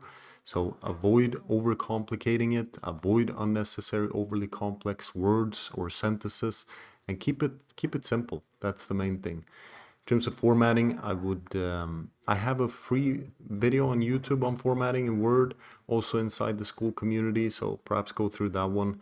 It's a simple way. I've formatted hundreds of books myself, and I think otherwise there are other free YouTube tutorials. But again, Fiverr, it's not that expensive, but yeah. I think that's the first thing I would delegate, actually. Yeah. Is it the first thing you delegated? Yeah. Or no, actually not. No? No, the cover design was the first. Okay. The formatting. That's smarter, actually, yeah. Yeah. All right, next question. We have another question in the YouTube chat. Hi, Peter. I've been doing this for a little while now, but my main issue is getting book reviews. I've tried Pubby and Book Bounty, but what else can I do without email lists? And also inside the Zoom chat, we also had the question, can you elaborate on the Facebook review method? I have books in Germany and extremely hard to get reviews. Thanks. I think this combines pretty well. Yeah, the Facebook method, I assume you are referring to the paid Facebook ads method that the German publisher Andre has talked about. Otherwise, there's a Facebook method where you go into Facebook groups and you communicate there a little bit. You ask the admin, hey, can I post about my free book? I want to give it away for free. It's about the topic of this Facebook group. And that way you can send out an advanced review copy to readers. And that is something that has worked for me. The the Facebook ads method is inside the school community. Yeah, you can check that out on the free school community in Driven Publishers. And although I'm not an expert of the Facebook ads method, I would not recommend it for beginners. I actually had the Campos brothers do this for me, and each review ended up costing me around $21 or up to 25 per review, which is extremely expensive. So if you're looking to get 100 reviews, that would cost you 2.5K USD, and that's a bit hard. So my recommendation perhaps would be to go back to the platform method, which is right now the cheapest, most effective for beginners, and then build your way up to an email list. I think would be the best. What do you think? I think that's the simplest, most practical way to get ahead. Yeah. And if you want more secrets in regards to reviews, I will share some very high level stuff in Las Vegas. Yeah. Yeah. And you did share in Barcelona as well, one method with email list that is different from me and probably perhaps more effective, especially if you have a few books. Yeah, I think that for reviews, this method is working very well. I've been able to test it for other people. It's not optimized for backend like sales, and definitely it's more work. But if you're able to automate your emails in this manner, the speed at which you get the reviews will be much faster than any competition. So. Okay, next question, Tim. Next question, we have a good one in your chat. Is it realistic to aim for first $1,000 per month without paying ads, or should I practice and learn ads even in the beginning? Gerald can take this one. All right. Start off with lottery ads. So lottery ads, I think, would be the best way to get started. Just run an automatic ad, put in all your books, and use a bid of 21 cents. And then if you want to do it very low cost, run video ads from the start, because they tend to be much cheaper than exact or phrase keyword ads. And yes, I would recommend you to learn paid advertising, at least to know the basics, because I know a lot of people, I run Amazon ads for other people. Like some people don't even know the basics, and they hire me, and that's good for me. But if they knew more, I think they would understand the work behind better. And I think that they would be able to make better decisions without overly relying on others.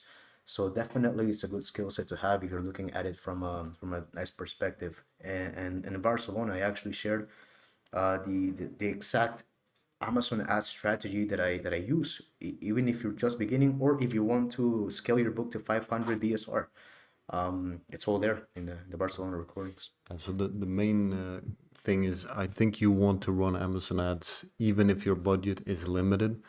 And the great thing about Amazon ads is you can decide how much you want to spend. So go with a lower bid if you want to be conservative, and you can also limit the budget, for example, max $5 a day spent. So that's the great thing is we pay per click. So if we see that a keyword or an ad is not converting, we can just either lower the bid or we can stop the ad completely. So it's very transparent.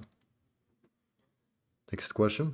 We had one question about the Las Vegas event in the YouTube chat. Peter, regarding the event, maybe I missed it. Besides you and your team, who will be the speakers, teachers at this event? The speakers at the event, we will have me, Gerald, the Helium-10 Shivali. We will have Charlie, he's a main coach. We will have Andre as well. Yeah, Charlie is a coach inside another program. Andre will speak, and We'll have also Barry coming again. He's making his second appearance in a DPE event. yeah, we will have round table talks with Barry KDP and also Brian Chang, who's made over $2 million lifetime. So these are Brian and Barry, in this case, are being roundtable speakers, but they will be working with you at a workshop level. So imagine having like a guy who's made $1 million or $2 million in KDP working right beside you, answering your questions as we go through the workshop part of the event, right? yeah, It's hard to top that. yeah. Dropping the link to the event page also again in the chat. Feel free to read more about that. We have a question about DPE from Anthony. I understand DPE isn't for everyone, but I'm interested in joining in the future. Is there a ballpark on what I should save up for it? DPE is currently 3.997. So Yes. yeah. So that's the answer to that question. In terms of who it's for, I would say it's for serious publishers. There's nothing that you need to have crossed a certain amount to join DP, or you need to be an expert to join DP. The only thing is we want publishers who are serious, and we have a extensive knowledge base. I share everything in a 10-hour plus course on publishing, everything that I've learned that I think is the most valuable things to learn. We have medium content domination inside there. We have we have guest lessons from Barry. We have AI nuggets. So we have a lot of different courses. We have from Andre, we got the Facebook ads method explained in detail. He also has a niche and positioning masterclass. And then of course we do the weekly group calls where we answer any questions that you might have. And you get the events as well. Exactly. Like you get the event recordings of all the events we've had, and also you get access to the physical event as well without paying extra. You have a ticket already reserved for you, right? And that's actually the reason why I think we might be running out on these. Yep. Yeah. We had one question from Jim. We'd have to search it again. It's regarding book signings. Any advice on setting up book signings? I'm not 100% sure what book signings means in this context, but you might know. He has been asking this twice, I think. Does he mean that he wants to get the book signed by a publisher and a traditional publisher? Personally, I would prefer to go the self-publishing route always, unless I see a clear benefit to signing with the traditional publisher. At this point, also considering that most books that will be signed, they are not going to run TikTok videos on your books. Like at this point, it would make much less sense than before, even to be traditionally published, in my personal opinion. One problem I've seen is there you might sign with a traditional publisher, but what you get is obviously a lot less in royalties. I think maybe sometimes less than 20%. And then also what can happen is that you're expected to do most of the marketing anyways. So I think in terms of a name, getting that, oh, I'm published by this, it doesn't really have a big impact in terms of people's buying behavior. Yeah. So I don't see the benefit in. He means touring the UK to talk to readers and sign the books if they buy at the event. To me, it sounds like that only works if you are really famous, if you're a really famous personal brand as an author.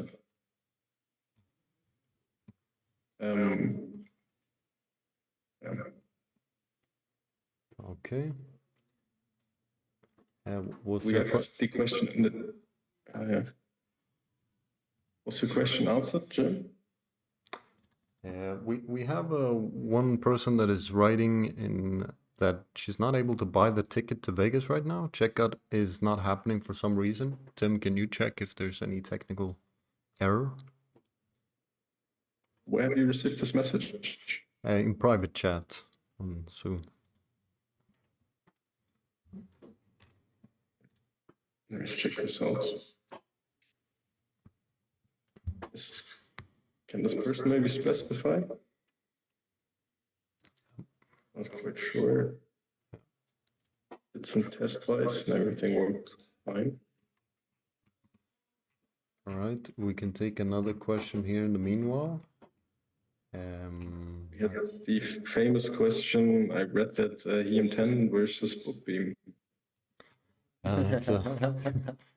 It's a common discussion inside DP. I'm all for Bookbeam, but of course I also use Helium 10, Cerebro, and it depends. If you are short on time, you don't feel like you're in the mood to go super technical on things, I would say Bookbeam is simpler.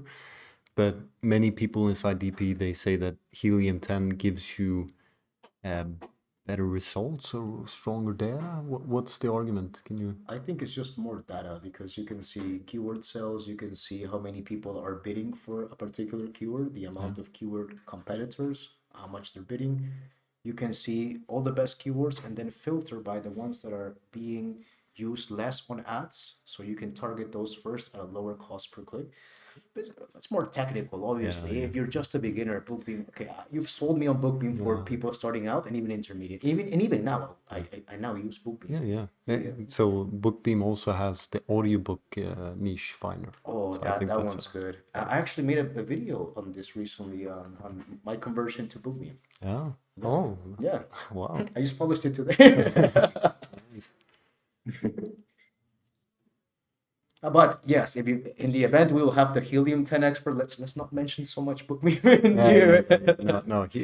So like I said, I'm using Helium 10. So ideally, if you can use both, let's get the best of both worlds. Little update on the checkout situation. I did a test purchase. Everything works fine here on my end. Maybe this person can specify where the issue is. Yeah. Any way to save on income tax? You should be able to avoid VAT if you enter your business information, a business viable VAT. Yeah, business VAT. I think in certain locations this is added automatically depending on if you're a private purchaser or a business. So there's not something we are able to do there, but what can change is if you enter the VAT number of the business. Okay.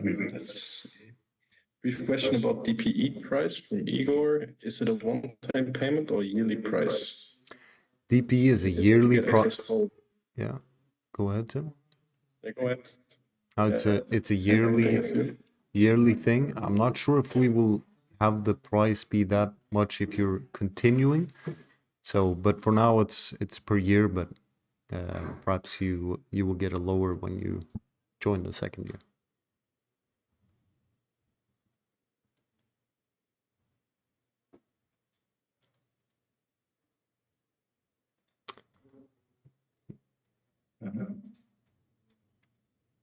Any advice on earning a price strike?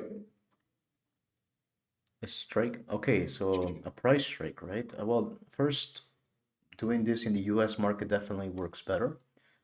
What I would recommend is making sure to look at the books of your competition, which one has the best BSR, and tracking their historic BSR. So in the last 90 days or last 180 days, what is your average BSR? Then you get more or less what you need to aim for. And then you calculate, right? Okay, so if I need to aim for 10K BSR, how much will that cost me? And then you budget for it, you run the ads, and you keep that sub 10K BSR. You want to beat them by a little bit for like 2 or 3 weeks. Ideally, you're doing this when you first launch the book, so you're also in honeymoon period. And then what this tells Amazon is, wow, this book was just published, it's already beating the top book in this niche, or it's almost the same BSR as this niche. So it begins prioritizing this book quite a lot. And if you raise the price, then it tends to give you a price strike. If you held a good BSR for, I would say, at least 10 days, ideally 2 to 3 weeks even. And once you get the price strike, you don't want to lower your ads too much, but you want to keep them running just a bit more so that you're able to maintain sales with the price strike. and then slowly cut back on it. That's usually what's worked the best. And if you lose the price strike, that's all right. You've ranked already, and your ads should be at around 40-50% ACOS, which should still be giving you a good profit at that point.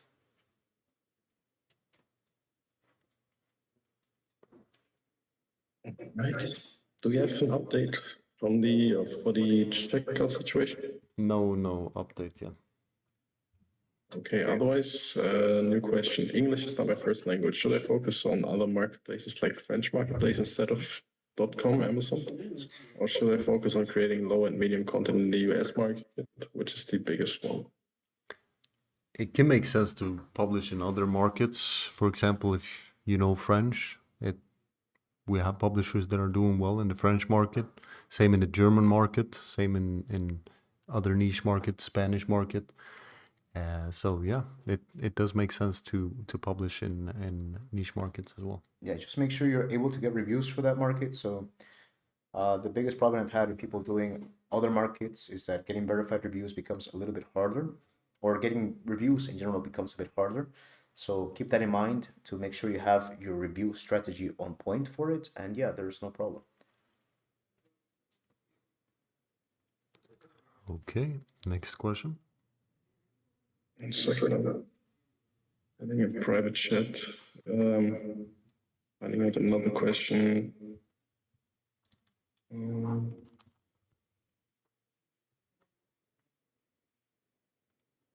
Which country should I register my KDP business to get lower income tax rate?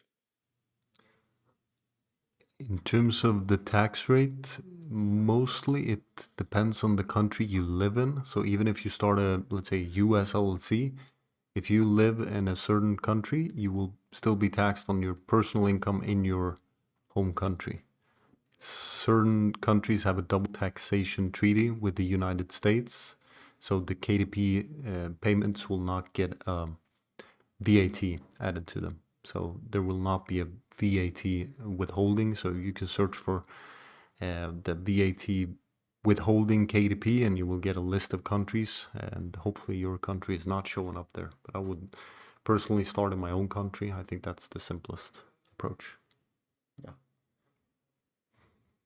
How to get verified reviews from websites? What's the best course? Two questions. Let's start with the first question. Verified reviews from websites. So if you say websites, I'm hoping you meaning platforms like Puppy, Bookplace, etc. The best way to go about doing this is by publishing the digital version first, and then accumulating reviews on the digital version. As you know, you can have a digital version at a very low price, so you can redeem your coins or your points, so someone can buy the ebook, and therefore when they leave a review, they are verified reviews. And you can also do this by putting your book for free in a promotion or perma-free, and the same thing applies. You're able to get your points redeemed through a download that costs $0 but leaves you a verified review. And I think that's the best way to go about it for getting verified reviews with platforms.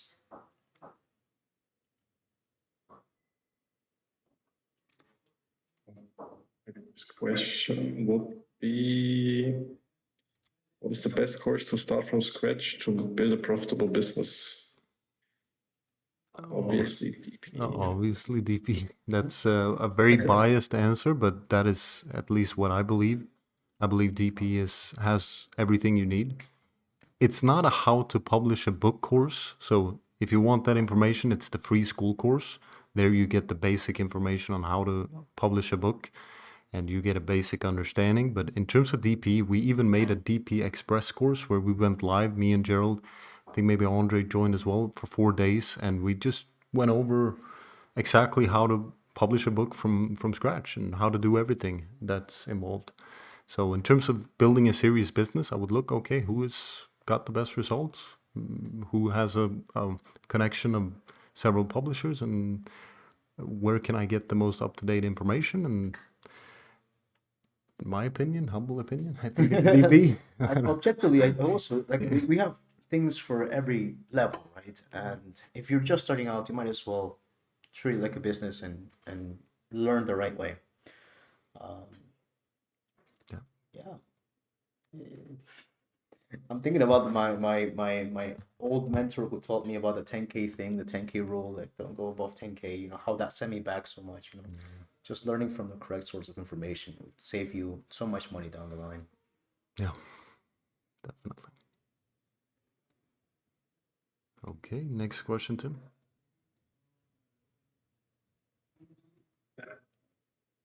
Okay, you have a successful launch with, as you mentioned, getting low BSR. What does that take to do?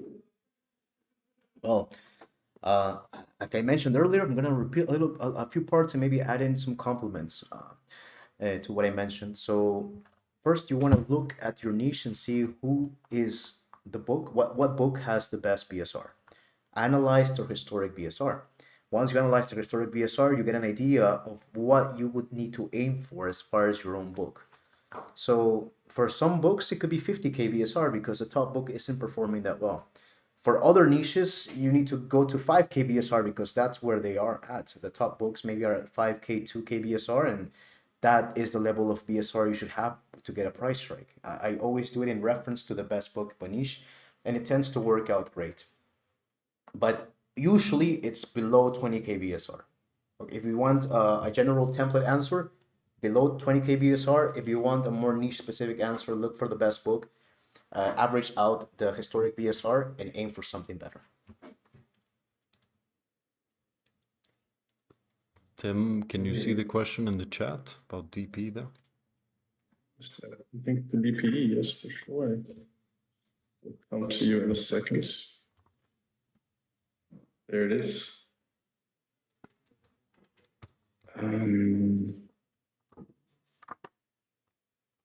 Did we talk about the question, which country should I register my KDP business in to get lower tax? Yeah, the income tax rate, yeah.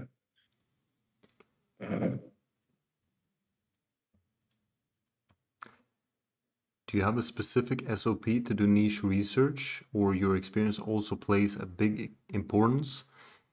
In terms of inside DP, I'm sure I have a checklist. Perhaps Tim, you can check, but I think there's a checklist included.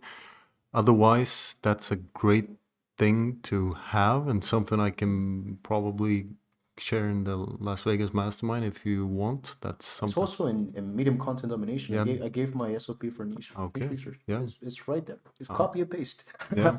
And you also get medium content domination for the purchase of the recordings, by the way. So, what I would do, well, yes, there is an SOP. You are now able to get it without having to get the whole DPE program, just with the purchase of the recordings.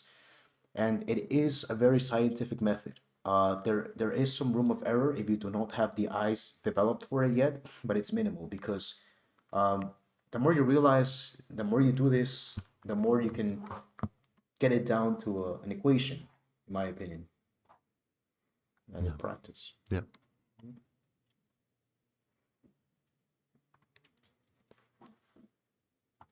Give me a second to some reason won't copy paste the link correctly. This one is the link for the Las Vegas event. Do we have any other question, guys? I think I pretty much picked up all questions. Would we have access to this video later? If you mean this webinar, yes, it will be available for replay. How many niches do you usually go to before publishing? I say the more the better. If you can go through 100 niches, that's of course better because the higher the likelihood that you will select a great niche. Yeah. And we also perhaps some comments. Oh wow, Charlie is $1 million coach, and so is Barry. The cost of this should be over 10K. Easy. Thank you, Mark. To join your coaching, how much to pay per year?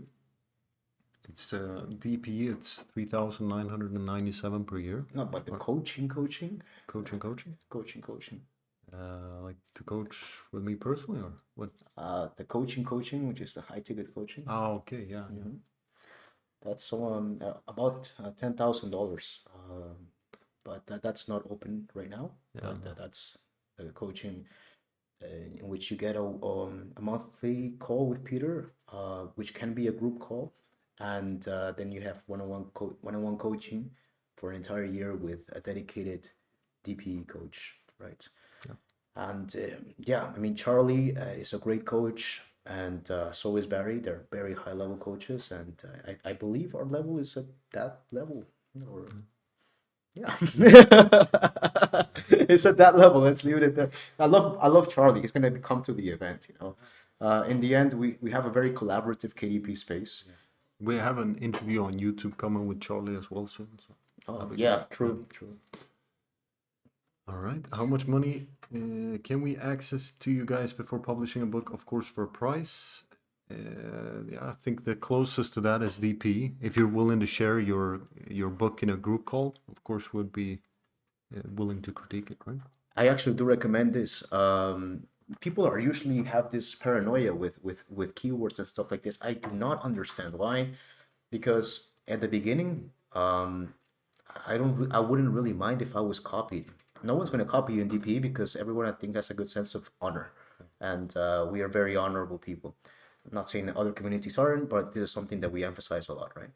But even in the worst case scenario, someone copies. Hey, if you're a beginner, you learn so much more by having a high level person analyze than by anything that could And, be done. and one thing is we do have, they get a niche analysis for free when they join DP by Andre. Yep. He will do, he usually does a 10-minute Loom video where he goes in and you have maybe 3 niches that you want him to give his opinion on. That's also hugely beneficial. What we can do, Tim, maybe you can put in a link for WhatsApp and all these questions regarding mentorships, the high ticket package, which is the 10K package, or the DPE or the events. If you're trying to find out which of these is best for you at the moment, just send me a message. Right now we're on the call, but as soon as we're over, I can take some time and respond to that as well, so that we can help you decide, right? It's a good decision. Pasted a link to Gerald's WhatsApp inside the description. And also, if you want to find it later on this page right here, there's a little button which leads to Gerald's WhatsApp. What looks to be the last question, how much money should I save up for ads and software subscription and other expenses before I can hit profit 5K per month? Well, I think you're the expert in this one, Peter. In terms of saving up for ads, Oh, at the ads part, maybe, yeah. Okay, so I would budget, let's say that we're not going hard on launches, right? Because I wouldn't recommend it either way for beginners to go really hard on launches. Instead, what I would do is more of a spread out approach in which we are investing just enough on each book to have it get a return. In this case, you can go at your own pace, but for 5K a month, you're looking towards spending at least 2.5K on ads, right? And you would wait 5K a month in total royalties, I would assume, or profit. yeah, per month, profit of 5K per month. A profit of 5K per month. So then you would be spending at least 5K in ads. Yeah, Yeah, that's usually what, right? Yeah. yeah. In terms of software, I think the only really required software, it's not even required, but I would pay for BookBeam. Yeah. I think that's maybe $20 to $40 a month, something. Worst case scenario, you can in 1 month use all of your niche searches and get Yeah. 1,000 niches or whichever amount, and then cancel it, and then now you have all your niches for the entire year, and then you just focus on other aspects of it. Yeah. Yeah. That's if you're going bare bones, right? Yep. Okay, I think those were all the questions, Tim. Yep. Yes. You will find all the links that we talked about this time also in a school post that will be published soon. So feel free to come back to this. Also, this replay of this webinar, if you find it helpful, want to rewatch it, this will also be available. Otherwise, We have one last question. How would you set a percentage of time invested to create a book? 30 niche research, 5% outsource ghostwriting, 5% outsource book cover. So what I would do in the beginning, all goes to niche research. I think the simplest way to go about publishing is simply to take things step by step, take things in phases. So you only have a niche research period. Even as an advanced publisher, I have these seasons where I focus heavily on niche research, for example, or creating the titles, etc.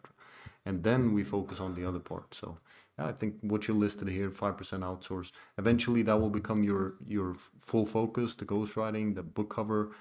But it's minimal compared to niche research in the beginning, I would say. Also, Peter, I wanted to ask what you think about this. I was going through my contributions in, in DPE and I found my SOP for Helium-10. Yeah. Would you say it would be good if I could share this with people who send me a message on WhatsApp? For the people that buy the Las Vegas, or For people that want more information and then just want to ask, and something we can give them is a Helium-10 SOP. yeah, for sure. Let's do it. All right. So guys, you've heard it. You can send me a WhatsApp message. I'll share with you an SOP that I prepared for DPE for using Helium-10 to find high performing niches. This is exactly what I do. And I think it has tons of potential. Like if you apply this and you decide to get Helium-10 down the line, I think that you're off to a good start. Yeah. And like we mentioned, right now, I think some people have joined already or are joining the, um, the tickets. But again, I repeat, for the first 20 people that decide to buy this now, buy the ticket to the event, right? Number one, they will get recordings of the Barcelona event. The recordings themselves sell for $800. It's $797. The recordings of our last event. If you buy the current event, you're gonna get those recordings basically for free. We're gonna give it to you as a bonus, just for the first 20 people that are doing it. Number two, you're gonna get medium content domination. Medium content domination is a program where I share this SOP as well, but I also share the entire process for making profitable medium content books that are low cost. They don't cost as much as a high content book. You can create them faster. You can start making money faster. And I give you a blueprint to make your first $1,000 a month using medium content in a few months. That's the entire course is to get you up to speed and publishing as fast as possible, but in the correct manner, with correct parameters and with correct validation. And I think the most valuable bonus is actually the group call with Peter that will not be recorded. It will not be shown anywhere else on the internet. For the first 20 people that can join, they will be on a group call and they are able to ask any question in regards to their business, in regards to anything. Nothing is recorded, and you guys will walk away with a very personalized, custom, how can I say this? Mentorship. You don't really mentor people, Peter, right? No. And one time you told me that there is not a price in which it would make sense to mentor. No. So I think that's super valuable, guys. I would just buy it for the bonuses. If I was just starting out, I would just buy this for the bonuses, not even for the event. Obviously, go to the event. That's the most important. That's why we're putting this all together. We want to create an impact here, but I think those are pretty good bonuses. Hope you guys enjoy the call. Yeah, and we got a comment from Mark Martinez. Thank you guys. Great meeting. See you in Vegas. I'm in California, only 5-hour drive. Ooh, Looking forward to seeing you there, Mark. And see you there. hopefully a lot of other people as well that are in this call or watching the recording. And yeah, take care, everyone. It's been a great evening. Take care. Yeah, Bye-bye. take care. It's meeting to everyone in Europe. Have a good night. It's 3 a.m. in the morning here in Spain. Thank you, Tim. I feel so bad for Tim, bro. Yeah. Stop the stream.